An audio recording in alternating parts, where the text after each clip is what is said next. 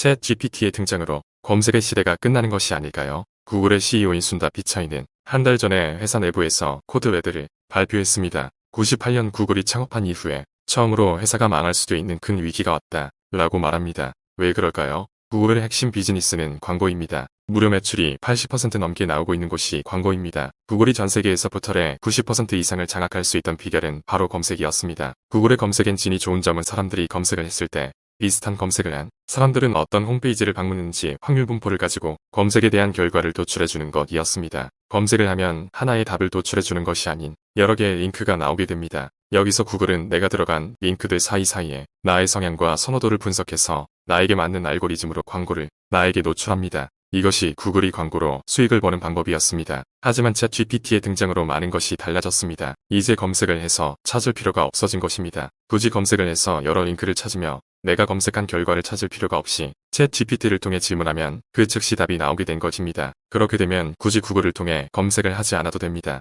광고주들은 굳이 비싼 돈을 주고 구글의 광고를 하지 않게 됩니다. 그렇게 된다면 구글의 매출은 크게 떨어지게 될 것입니다. 하지만 구글 역시 자체적인 AI 개발을 통해 맞서고 있습니다. 2023년 2월 6일 구글 역시 자체 개발한 AI 바드를 발표했습니다. 구글은 과연 최고의 자리를 지킬 수 있을까요?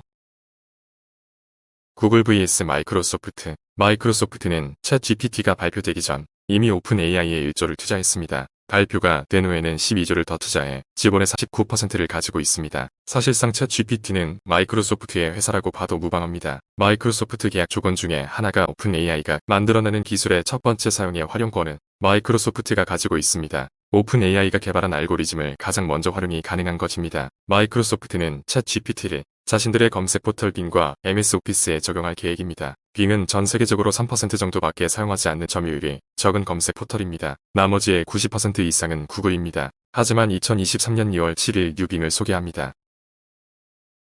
기존의 자신의 검색 포털인 빙에 챗 GPT를 결합한다는 것이죠. 기본 검색은 왼쪽에서 보여주고 챗 GPT를 통해 오른쪽의 대답을 보여주겠다라는 발표를 했습니다. 그리고 챗 GPT를 통한 MS 오피스 자동화 챗 GPT와 대화를 하면 그것을 자료로 만들어줍니다. 채팅으로 원하는 것을 말하면 AI가 기존 자료를 가져와서 분석해서 발표 자료를 만들어주고 엑셀의 데이터를 분석해주고 팀즈에서 한 회의 내용을 요약해주고 이메일도 대신 정리도 해주고 대신 작성도 해주는 코파일럿을 출시했습니다. 그렇다면 코파일럿이 무엇인가요? 코파일럿은 부조동사를 뜻하는 단어입니다. 마이크로소프트가 말하는 코파일럿의 개념은 무엇일까요? 나의 일을 돕는 업무 비서. 마이크로소프트 CEO인 사티아 나델라는 말했습니다. 우리는 그동안 일상적인 업무와 반복되는 작업에 많은 시간을 소비하고 있었습니다. 그렇기에 우리는 새로운 작업 방식이 필요했습니다. 우리는 일하는 방식을 바꾸고 생산성 향상의 새로운 물결을 열겠다. AI 비서는 사람들과 협업 방식을 바꾸고 이것을 빠르게 수용하는 사람이 앞서 나간다. 라고 말하며 업무 형태에도 변화를 주고 있습니다.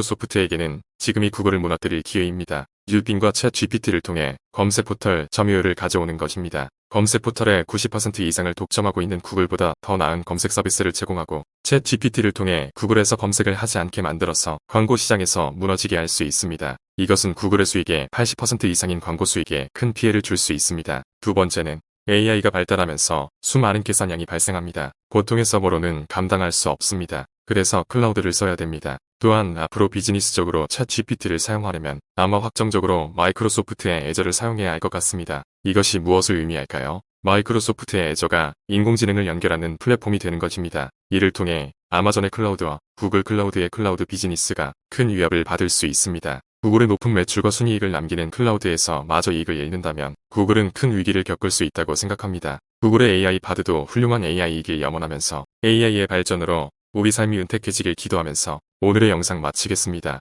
시청해주셔서 감사합니다.